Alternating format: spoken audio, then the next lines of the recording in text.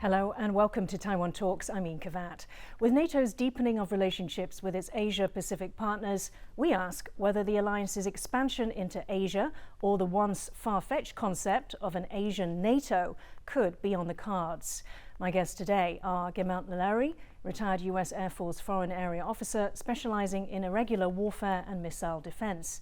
Lucio Pitlo III, Asia-Pacific Pathways to Progress Foundation Research Fellow, and also a Taiwan Fellow and Visiting Fellow at National Chengchi University, and James Crabtree, Institute of International Strategic Studies Executive Director. Guermantes, Lucio, James, a very warm welcome to the show today. 30 North Atlantic and European nations and 4 Asian Pacific nations will be represented at this year's NATO summit in the Lithuanian capital of Vilnius. At the heart of NATO is Article 5, which defines the alliance's collective defence, where a strike on one member is a strike on all. Last year, Japan, South Korea, Australia and New Zealand's attendance for the first time at the Madrid summit coincided with the inclusion of China in NATO's strategic concept for the first time. That strategic document outlined the challenges Beijing poses to NATO's interests, security and values. This is what the NATO chief said last year. China is substantially building up its military forces, including nuclear weapons, bullying its neighbours and threatening Taiwan. It is investing heavily in critical infrastructure, including in allied countries, monitoring and controlling its own citizens through advanced technology and spreading Russian lies and disinformation. China is not our adversary, but we must be clear-eyed about the serious challenges it represents. Stoltenberg went on to visit Japanese Prime Minister Fumio Kishida in January this year, where they discussed opening a NATO liaison office in Tokyo. Here's what he had to say at the time. We agree that transatlantic and Indo-Pacific security is deeply interconnected. What happens in this region matters to NATO, and what happens in Europe matters to you. Beijing is watching closely and learning lessons that may influence its future decisions. What is happening in Europe today could happen in East Asia tomorrow. So we must remain united and firm, standing together for freedom and democracy. G-Man, let me come to you first. So NATO's individual plans with Japan, South Korea, New Zealand, Australia, the second year in a row that these countries have attended a NATO summit. In your view, is NATO wanting to expand into Asia? I think NATO is concerned about what's happening in Asia, specifically because the Chinese Communist Party is expanding its military capabilities, and it's a concern because of their talk about Taiwan. So NATO has interests here, specifically the countries like UK and France. As you know, France has lots of territory in the Indo-Pacific region. And so I think individual countries from NATO have a large amount of concern in this area. And so the commonality that militaries in NATO use are useful to have them also in those countries you mentioned. In fact, there are actually 7 major non-NATO countries in the Indo-Pacific region, and 4 of them you just mentioned. And so the NATO standard allows countries that want to work together. And so it's kind of like a infrastructure that, should individual NATO countries want to participate in protecting Taiwan or help have a military exercise with Japan, those NATO standards allow those countries from Asia and from NATO to work together. So that's why I think it's important. So would you define it as expansion into Asia or not? I don't think so. NATO per se. But I think the conversation is that they are concerned economically about this issue, and should individual countries want to participate, that's the mechanism that they do. But I think should a Taiwan crisis occur, it will definitely affect NATO. So one of the arguments is that more NATO countries would, for example, take up more of the responsibility in Ukraine rather than the U.S. and allow the U.S. to participate more in the Indo-Pacific, for example. Lucio, however, does it seem to perhaps other countries like China that it is an expansion of NATO's involvement and interest into Asia, and that's something that they feel threatened by? Well, I guess that's how China looks at these developments. The attendance of Asia-Pacific, especially U.S. allies in the region, attending the NATO summit, and as well as, of course, the proposed setting up of a liaison office of NATO in Tokyo. But of course, the concern about China's massive buildup, military buildup, and increasing power projection, of course, it rattles countries in the region and also beyond. And of course, we see that EU countries that are members of NATO, like France, Netherlands, and Germany, and EU itself, coming up with the Indo-Pacific strategy. So these regions' continued prosperity, security, and stability is the hope of everyone, including countries as far away as Europe. Now, we've mentioned France as well as the liaison office, a possible liaison office in Asia. Despite Stoltenberg's discussions with Kishta and Washington's approval, French President Emmanuel Macron has objected to establishing the first NATO liaison office in Asia. According to the Financial Times, Macron said, "If we push NATO to enlarge the spectrum and the geography, we will make a big mistake." James, is it surprising that Emmanuel Macron objects to this office? Not particularly. The French have always had a much more European focus for NATO, and they're worried about the influence of America within the alliance, that the Americans might get distracted from the core focus of European security and at the moment dealing with the Russians. On the other hand, this Japan office is a big distraction. It's not tremendously significant, and so maybe the two groups who are somewhat eccentrically focused on this are France on the one hand and China on the other. China views this office as deeply symbolic and also very threatening, but it isn't really. I mean, I agree with G-Man. NATO is not looking to expand into the Indo-Pacific. It's got a lot on in Europe. What NATO is worried about is China getting closer to Europe, and also in particular military domains like cyber or space, which are inherently global. And therefore, NATO feels China becoming more threatening closer to home, and therefore it wants to talk more to the countries that are having to cope with China in the Indo-Pacific. That's very different from NATO wanting to somehow get itself enmeshed in Indo-Pacific security problems.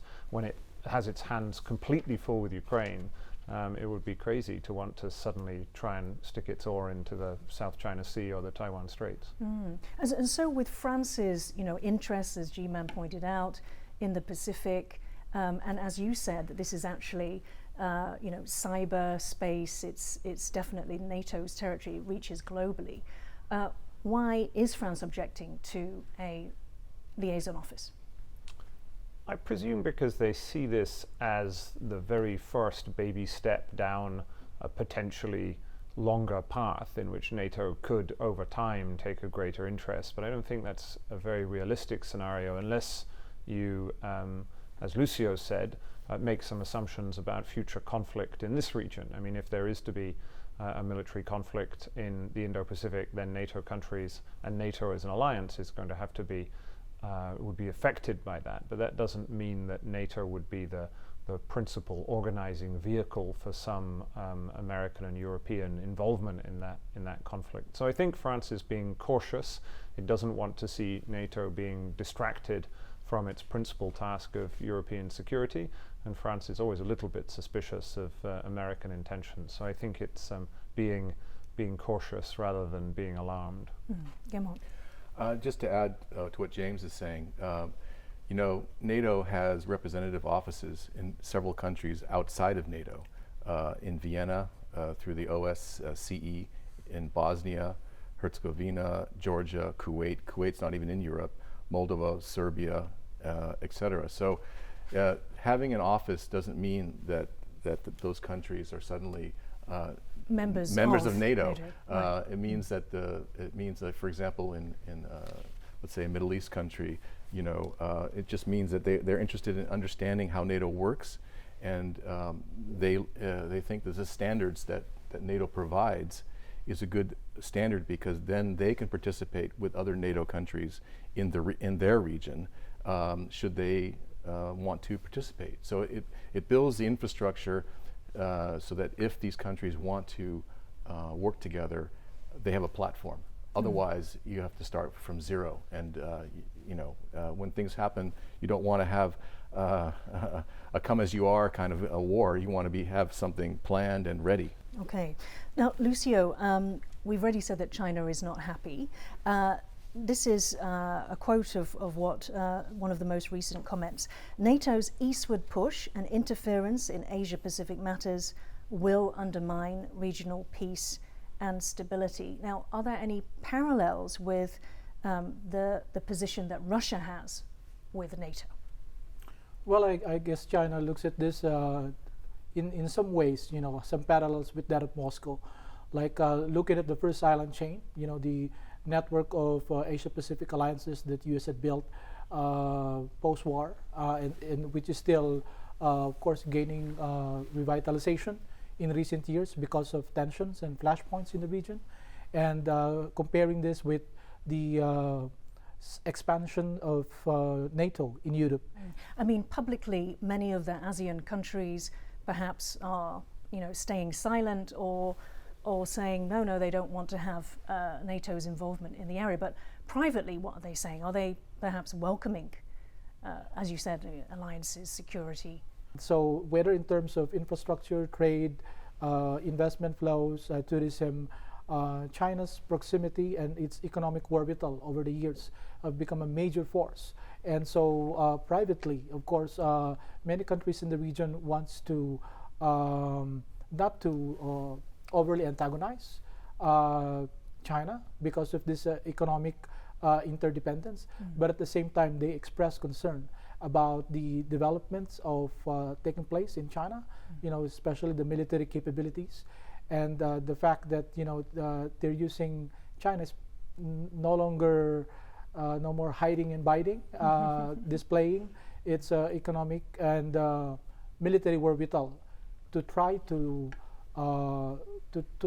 flex its muscle in areas of contention, and at the same time to try to pressure countries to toe its line, whether on terms of using economic statecraft or using, of course, diplomatic pressure. So applying this kind of combined index of economic and military overall capabilities to try to, of course, pursue its agenda in the region. So exactly what Lucio said, but the irony of it really is that China is upset about a NATO office because they created the problem in the first place. They created the military buildup. They created the economic interdependence, and they've used the weapon of economic, weaponized it against Japan, against Australia, against many countries in the South, in the Indo-Pacific. So to me, it's surprising that they're worried about the NATO office when, in fact, they're the ones who created the problem in the first place. But is it really lack of self-awareness, or is it just simple posturing? It's posturing. It's total posturing. And, it's their full use of their power, of their comprehensive power. They're using diplomatic power, economic power, military power. All these different things are being used in tandem, and they're upset because those things appear to them to slow them down, rather than an actual attack on them. It's rather saying, hey guys, you're creating a threat to these countries. You should be challenged because what you're doing is more egregious. Brad Bowman, a military analyst at the Foundation for Defense of Democracies, told me the US has finally woken up to China, but Europeans are years behind. Let's take a look. I often think of China and the United States as two gladiators. And for too many years, the United States was asleep on the ground in the Coliseum, and the PRC was picking our pocket while we were asleep. And now we're waking up and starting to defend our interests, and suddenly we're the provocative ones. And my sense is that many countries in Europe, particularly Germany, are 2 to 3 years behind us in terms of waking up, in terms of the threat from Beijing's military civil fusion policy. This is the most consequential bilateral relationship in the world, and the kind of lives that our children and grandchildren will live, whether and who has disproportionate influence in setting the rules of the road, whether democracy or autocracy prevails, will come down to this relationship. James, so we heard there from Brad Bowman that Americans are now very highly focused on setting the rules of the road, as he put it, to allow democracies to be doing that, not autocracies. And many Americans believe that Europe is essentially holding them back. What's your take on that? European countries are not as focused on the Indo-Pacific. They have a war on their own border. And they have more limited resources. I mean, we've had a discussion about NATO. One of the main focuses of NATO is encouraging all of the members of the alliance to spend at least 2% of GDP, and there are plenty of European countries that don't do that. But when you listen to Jens Stoltenberg, then he's saying there's a deep interconnection between, the transatlantic and the Indo-Pacific. I don't think those two things are distinct. I mean, I think the fact that these two theaters relate to one another, the Euro-Atlantic and the Indo-Pacific, is undeniable in the aftermath of Ukraine. If you pose your question the other way around, instead of saying, is NATO expanding into this part of the world, you could ask, well, why is it that the EP4, the four nations that are going to the Vilnius summit, why are they interested in NATO? And they're interested in NATO because they learn a lot from their links. They learn about military tactics in Ukraine. They learn from some of the world's best militaries which are engaged in cutting-edge warfare. But the question was, maybe I'll ask Lucio, the question was, are the Europeans holding back the Americans in setting the rules of the road? I think some Europeans have some concern about the way the security tend to dominate, the discussion and narrative about China. And I think this is where some difficult conversations between Americans and Europeans need to take place, how to come up with a view of China that factors in everything else, not only security, but also economics. Okay, so maybe rather than holding them back, just having their own strategic autonomy, which is what we've heard a lot about recently. Now let's take a look at whether a NATO-like structure is forming in Asia. The fear of this has triggered a backlash from China toward the US and its allies. China's top diplomat Wang Yi said Washington sows division in East Asia and creates cliques to exclude others. Speaking at a trilateral summit in Qingdao in China, he urged South Korea and Japan to be independent and self-reliant and resist coercive hegemony. Here's what China's defense minister had to say about the topic at a security conference in Singapore in June. China holds that no strategy should be based on ideological ground and aim to build exclusive military alliances against imagined threats, as this could easily lead to a self-fulfilling prophecy. The true design of pushing for NATO-like military alliances in the Asia-Pacific is to hold countries in the region hostage and play up conflict and confrontation. Such attempts will only plunge the region into a whirlpool of division, disputes, and conflicts. History has proven that bloc politics, division, and confrontation have never delivered genuine security. They can only escalate tensions and destabilize the region. James, no strategy should aim to build exclusive military alliances against imagined threats, as this could easily lead to a self-fulfilling prophecy. China is saying the threats are imagined, but then also threatening that they could become real. What do you make of that? So what General Li Shangfu, the Chinese defense minister, was saying at the Shangri-La Dialogue in Singapore is common in Chinese rhetoric. They are very worried about the emergence of a more capable cross-party alliance that would seek to manage the rise of China. Now, whether that's very likely, I have my doubts. What China instead faces, and is more likely to face, is a looser grouping of countries. So unlike NATO, which has 30-odd countries, an attack against one is an attack against all. What you have in this region is a series of interlocking partnerships, some bilateral alliances, some trilateral arrangements. But China feels the same way about this. It feels, in the words of Xi Jinping, that this is a strategy of encirclement, repression, and coercion. And so China is worried both about what this is now and what it might become in the future. And so that sort of loose arrangement that you talked about, and not the multilateral arrangement which we have in in Europe as a bulwark against Russia. Is that reflective of the relationships that these Asian countries have with China? It's reflective of the relationships they have with each other and how threatened they feel by China. There was an attempt to create an Asian NATO after the Second World War. It didn't work, and that's why in the end you ended up with a system that was predominantly structured around alliances between the United States and its partners. So alliances. So why didn't it work? Because the countries couldn't agree with one another. They didn't want to be held together by the alliances are risky, right? If you are in an alliance with somebody and then they make a mistake and they prompt a war, you get dragged into a war. So many countries feel suspicious of alliances. China doesn't have very many, India the same way.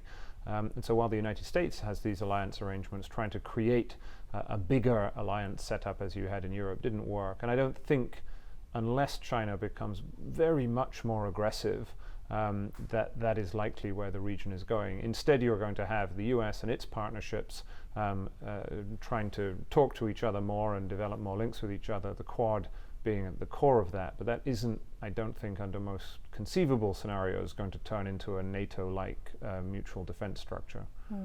So Lucio, it's not going to turn into a NATO-like structure unless China's aggression gets much greater. Yeah, I think there's a tendency to look at this brewing bilateral, trilateral, unilateral arrangements, whether the recent Philippine, US, Japan Coast Guard exercises or the increasingly more institutional Quad or AUKUS arrangements as potential building blocks, for an Asian NATO, or maybe part of a grand strategy to contain or to suppress China. So this is China's view of things, and of course the take of China's neighbors, especially those with which it has disputes with, is different. And of course, if you factor that, and of course the flashpoints that involve China, whether in Taiwan Strait, the East China Sea, or the South China Sea, even in the Himalayas, with India. So of course these countries have axe to grind with China. So it's a real threats, not imagined threats. Yeah, these are real threats, and of course you see the buildup of China. That is actually a factor that contributes to defense spending spike in the region. Somewhere down the road, there will be there would be patterns, there would be a stimulus, and again, depending on the pressure that China may apply, these arrangements can be more formalized sometime in the future. G-Man, so Lloyd Austin, who is the Secretary of Defense, the US Secretary of Defense, on June 5th, he said that the US is not creating an Asian NATO. Now, you are researching into the security and other agreements in the region. What does this tell you? Well, first of all, none of these countries that surround China are going to attack China. So for China to say that they're threatened by all these security arrangements and treaties is hogwash. In fact, as Lucio mentioned, these countries are scared of China, what China's going to do. And what they're going to do is take over the South China Sea. They're going to take over Taiwan. They're going to take over, they have intentions to do that. And in fact, most countries that surround China have border disputes that are unresolved. India is one that's explosive. So the threat is from China. Yes. Not the other way around. Right. But China's very adept at turning the deflecting, tables. Deflecting, yeah. As you said, using sort of all the different kinds of warfare, political warfare, to do that. Now, let's take a look at some of the agreements in detail, and you've kindly provided some information on that. Yeah, so everyone here in Taiwan is aware that the U.S. and Taiwan had a mutual defense treaty that was from 1955 to 1980, and the TRA that followed after Carter and withdrew from the mutual defense treaty or just let it cancel. But the most important thing with Taiwan is the National Defense Authorization Act that occurred last December, which completely reinvigorates U.S. and Taiwan's military relationship in terms of training, in terms of it's all open. And so I think that's a really good sign. Do you want to give us an overview of what your research has found in terms of the web?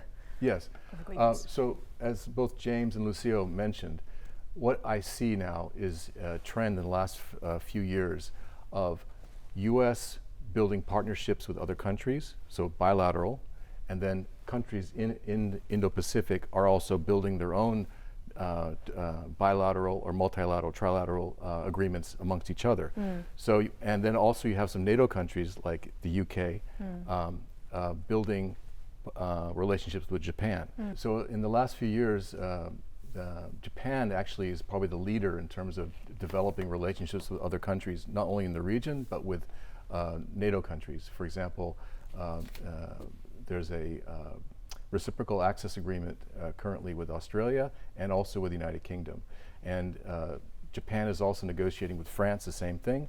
And also Japan is working with the Republic of Korea to sort of discuss a mutual, some kind of mutual defense pact.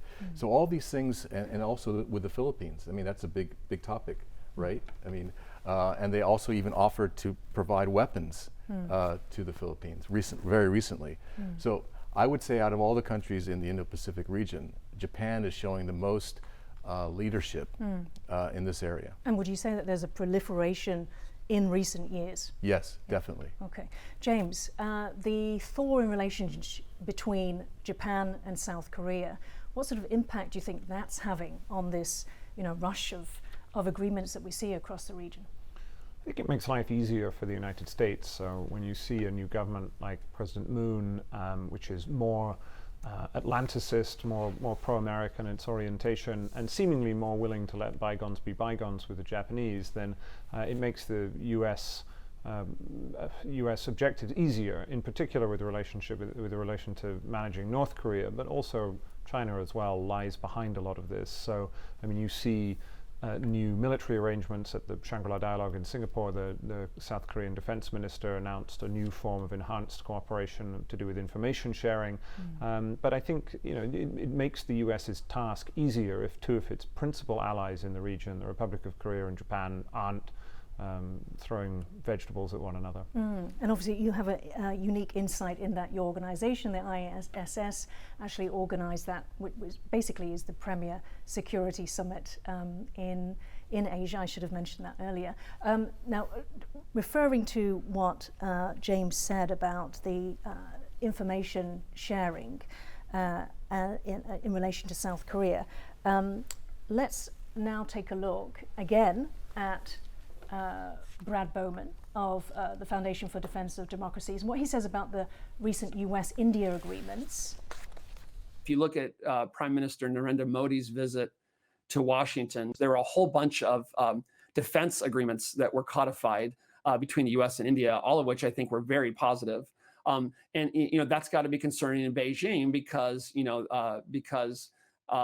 that's going to create dilemmas. Like if Beijing is contemplating aggression against Taiwan, you want those PLA planners worrying that if they do that and initiate a major war with Taiwan and the United States, that they may have a problem on their contested border with India at the same time. Defense agreements codified a week or two ago with India, a lot of those are related to intelligence, surveillance, and reconnaissance.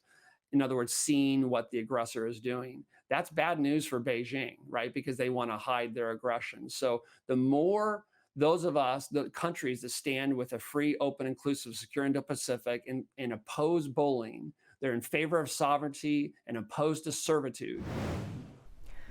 Lucio, so intelligence, surveillance, and reconnaissance. Do you see this area actually, really rising to the fore to complement the military arrangements that the US has with its partners?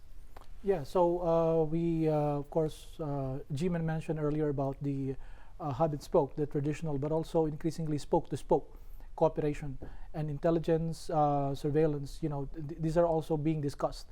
And of course, for instance, on contested maritime spaces like the South China Sea or the Taiwan Strait or the East China Sea, there is a lot of scope for cooperation among littoral states, US allies and partners in terms of intelligence sharing, maritime domain awareness, of course the increased patrol, possibly there's discussion about potential joint sales, and of course leveraging of low orbit satellites. So I think technology from capable partners like US, Japan can help a lot, littoral states like Philippines, Vietnam, to improve their maritime domain awareness, know what's happening out there at sea, and to be able to respond accordingly within the, of course, the soonest possible time. Guermantes, let's come to a Taiwan crisis, and let's talk about which countries you believe would support Taiwan and the US militarily. So the obvious one is Japan, because China has been demonstrating its intention to take all or part of the Senkaku Islands as part of its plan of claimed ownership of what they call the so-called 10-dash line now. And so Japan will be the first one. The second one that's important is South Korea, because a vast proportion of their economy goes through the Taiwan Strait. And so they, and the fact that they have US military bases, a large number of military, as well as Japan has US military, both those countries will play an important role. Now, whether they're going to get involved directly will be up to their politicians in charge, but Japan will definitely have an important role, because if things escalate more than out between China and Taiwan, for example, if China decides to strike bases, U.S. bases in Japan, then Japan's in. There's no backing out of that. And then I think the third possibility is the Philippines, because of the recent agreements that were made, the 9 bases, and also besides. We mentioned the 4 countries going to the NATO meeting. The Philippine government also is a major non-NATO ally, and so the standards are the same. So should the the government decide to participate, they're able to. That's the framework I was trying to argue before. Right, okay, so you're saying that the establishment foundation is there, and then that gives you the option to then work together in any contingency. Yeah. Lucio, let's talk about NATO's essence, or its, his foundational Article 5, which is the collective defense. An attack on one is an attack on all. So in terms of the arrangements that we have now, this loose sort of network of bilateral agreements generally with the US, do you feel that, to what extent would that actually be true? Because these countries will be drawn in, like your own, the Philippines, for example, has a mutual defense treaty with the US. So that means automatically, if the US troops are attacked, the Philippines must come in. So to what extent can we say this actually would happen in any case across the region? Yeah, so the security architecture NATO and the Asia Pacific is very different, So the way it was laid out in the Asia Pacific, US as the hub, the Australia, Japan, the Philippines, and ROK, South Korea, they are spokes. And so these spokes, they have mutual defense treaty with the hub, but the spoke to spoke among themselves, they don't have. So of course there are domestic politics among these spoke countries, US allies in Asia Pacific or the Indo-Pacific, and of course this domestic politics will have bearing on whether they would involve themselves and the degree to which they would involve themselves in emergencies or contingencies wherein US will play a huge role. So whether it's in the Taiwan Strait or the South China Sea. So I think this is where some conversation between US and its allies will have to take place. Okay, let's get on to the South China Sea in a bit. James, I just want your thoughts very quickly on, going back to this idea of whether there's a de facto collective defense, because the countries that matter the most, let's talk about Taiwan contingency, whether they have the mutual or the treaties or the military alliances with the US to make it almost like collective defense. So let's talk about what those countries would be. Japan, South Korea, Australia. No, I think all of these countries in the end have a choice to make as to whether or not they would get involved in that kind of contingency. I agree with G-Man that it would be hard to imagine Japan not being involved. We didn't mention Australia. But in the end, it's a bit of a get out, but there is a big question of, it depends how such a contingency emerges and who is perceived to be at fault. You can imagine various different scenarios in which countries may or may not get involved, depending on how a military contingency unfurls. So I don't think it is like having collective defense. I mean, an alliance is an alliance, an attack against one is an attack against all. This is much messier. It depends how it happens. Okay. Now, the Council on Foreign Relations recently released an 8-month assessment of US-Taiwan ties. Their conclusion is that deterrence in the Taiwan Strait is failing and that it needs to be urgently stepped up. The Council brought together a team of leading experts on the task force, led by former US Chairman of the Joint Chiefs of Staff Mike Mullen and former Principal Deputy Director of US National Intelligence Sue Gordon. I spoke to one of the task force members, Ivan Kanapathy, and began by asking how this report moved on the issue of deterrence. Watch this. So I think this report, had it been written, by a similar group even 3 to 5 years ago, would have been very different. And so I think that's why it's important. Council on Foreign Relations is, I think, regarded as very independent and nonpartisan. They gathered a large group of experts, as you saw in the list of folks that contributed to the report, with some very esteemed, leaders in Sue Gordon and Admiral Mike Mullen, and very capable task force members. And so I think it really reflects an overall sentiment here in Washington and across the U.S. body politic about how things are going in Taiwan, in particular with the cross-strait situation. And the overall conclusion, I think, is that the United States and its allies really need to step up deterrence, because that deterrence, while it has held for decades, appears to be eroding, thanks to the efforts of Xi Jinping and the People's Republic of China. You were part of the task force, but you didn't agree with everything. Can you tell me why that was? I wrote a dissent with another task force member, Matt Pottinger, and I would tell you that I think, at least for me, and I believe for him also, we agreed with probably 99% of what the report says. I would say probably a lot of the members of the task force viewed Nancy Pelosi's visit as probably too provocative. I personally believe that at the point that we had reached, once the decision had been made, which was early in 2022, that she should go, what the United States could not do, and which I tried to make clear in our dissent, was to then back down from that decision, as that would really send a terrible message to the region. And so that's I think one of the clarifications that's important. But I think in the end, if you look at what happened in the wake of Speaker Pelosi's visit, I think you've had at least a dozen countries from Europe alone sending parliamentarians or senior officials, including a German minister. A lot of those visits, if not all those visits, probably would not have taken place had Speaker Pelosi canceled her trip last year. It would have been a tremendous setback in sort of Taiwan's international space. So you do view those high-level visits as being important for Taiwan? Yeah, I think high-level visits can be important. I think, just as high-level visits between any two nations can yield very substantive outcomes, and at times they cannot. And so I think it's important, and that's what the report's really laying out, that we don't want to do things just for the sake of doing them if we have some real deliverables.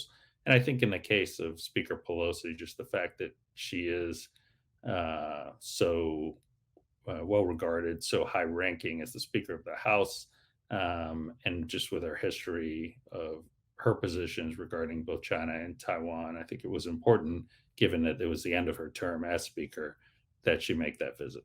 I'm curious about your opinion then of President Tsai Ing-wen's meeting with Kevin McCarthy in California. Yeah, that looked like it was a very productive meeting. Speaker McCarthy also conducted himself, obviously, very professionally, as did the rest of the delegation from the House. I think they have extreme concerns about what's happening in the Strait, in particular the aggression from the People's Republic of China. And sort of having these discussions with Taiwan is an indication, not only to Beijing, but also to the region, that the United States does have a stake. And I think a lot of other countries have also indicated and demonstrated that they have a stake very publicly in peace and stability across the strait. I mean, it's important for the US as a supporter of Taiwan to be speaking directly to Taiwanese officials. And so it's hard to do that face to face unless there are visits to Taiwan or to the US. One of the recommendations is to seek clarity from US allies. How difficult will this be, given that the US itself has a policy of strategic ambiguity? It's about clarity in what role someone would play in a particular contingency. And quite frankly, the United States has lots of plans for contingencies. It doesn't mean that we're committed to those plans, but that's just what they are. They're plans, they're starting points, they're options that are available to the president should he choose to exercise them. He's indicated, obviously President Biden has, that he would intervene militarily, but there are a range of options that he could implement. And I think understanding, even privately for the United States and its closer allies, including Japan, Australia, the United Kingdom, and others in the region, exactly what role they would play in these various contingencies and options could only help us. More preparation ahead of time hopefully leads to less chaos and confusion in real time, right? When we need to exercise some of these options. You believe the UK would step up. What signs have there been to show that they would? The United Kingdom is really one of our closest partners militarily. They are what I think a lot of folks here in the military side, in the defense establishment, would call an interchangeable partner, as are the Australians. So the partnership between our militaries goes beyond simply interoperability. And the United Kingdom has fought alongside the United States in so many conflicts, right, over the years. And we've seen as recently as within the last couple of years, deployments of United Kingdom's Queen Elizabeth aircraft carrier, their newest aircraft carrier, actually deployed, I believe, through the Pacific, including through the South China Sea, with U.S. Marine Corps F-35s aboard the aircraft. So again, there's no guarantee on what decision the United Kingdom would make, but they tend to be very aligned with U.S. foreign policy and I think with regards to how it views Asian security. France, Germany have also sent warships to the region and through the Taiwan Strait. But would you class them as being in a different category, possibly not offering actual military support? Yeah, it'd be, obviously a decision for France and Germany to make on their own. France has a very capable military, to be clear. But I think we would look to France, and maybe France tends to look to itself, to maybe assume a greater degree of responsibility for European security if something were to occur in the Western Pacific. And the United States might very well welcome that. It might sort of relieve the burden of responsibility from the United States so that the United States would be able to shift forces from the European theater to the Pacific theater. And so in that sense, I could see states like France and Germany contributing in an indirect way. One of the things, the recommendations I noted was basically trying to educate the American public about why Taiwan is a vital strategic interest to the US. And I think that's probably one of the most important conclusions of the report, and not just conclusions, but purposes of the report, as the Council on Foreign Relations plays a large role in education here in the United States on foreign affairs and international issues. And so this report contributes to the Council's efforts, but obviously calls on others to also enhance those efforts. I think those that are concerned on military affairs kind of look at Taiwan as a key strategic location, which is what Assistant Secretary Eli Ratner testified to in 2021.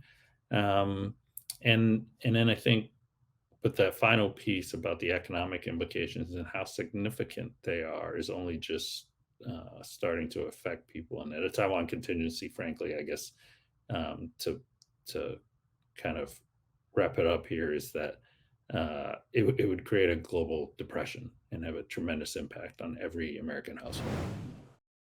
Guermantes, there have been many reports on this topic of deterring China. Anything new in this report? Well, I think they lack a serious look at the United States. That they point to what Taiwan should be doing in terms of reducing economic dependency, and they mention vital interests, but they don't talk about what responsibility the U.S. should have in this area. The U.S. should decrease economic interests. The U.S. should take the lead and stop being this strategic ambiguity. Once the U.S. does that, then all the other countries in the Indo-Pacific region will fall in line. That's it. Okay. They don't address that. Right. Lucio, do you agree with that? Yeah, I think, of course, U.S. Role in the Taiwan Strait, of course, is very important. And of course, many countries in the region privately, of course, they look at how U.S. will adopt, to the changing dynamics in the cross-strait relations, in the U.S.-China relations. But in fact, many people would actually say that the onus for Taiwan's own defense and deterrence of China, it should be more on Taiwan. Of course, Taiwan would have to bear a lot in terms of showing that it has the resolve. Especially, of course, there will be elections in January, and of course, this issue of cross-strait relations, managing the China challenge, of course, that will play a lot in domestic politics. Just mentioning the election, actually, the KMT candidate has just announced that he would reverse the decision to extend military training from 4 months to one year, so it would go back to 4 months, saying that he would stabilize and ease tensions with China. James, can I come to you? So what did you make of the report? I think, as ever with these things, the most interesting bit is the bit at the back where you have the dissenting opinions. So these are written by a panel of members, and they don't all agree with each other. And so if you read the dissenting opinion, you'll see the real debate that is happening in the US, which is, okay, you think you need to increase deterrence, but do you also need to reassure China that you, the United States, aren't going to try and change the status quo, to encourage Taiwan to move towards independence, to threaten China's interests? And so there are some interesting dissenting opinions saying basically, yes, more deterrence, but also you need to have a different approach to dealing with China, so China doesn't feel that its interests are being compromised as well. Okay, we're going to have to wrap it there. Guermantes, Lucio and James, thank you so much for joining Taiwan Talks today. Thank you. Thank you. Hello, I'm Ian Kavat at Taiwan Talks. If you liked our show, please search for us on YouTube. Give us a thumbs up and hit subscribe to our channel. Feel free to leave us any feedback in the comments section below. Thank you.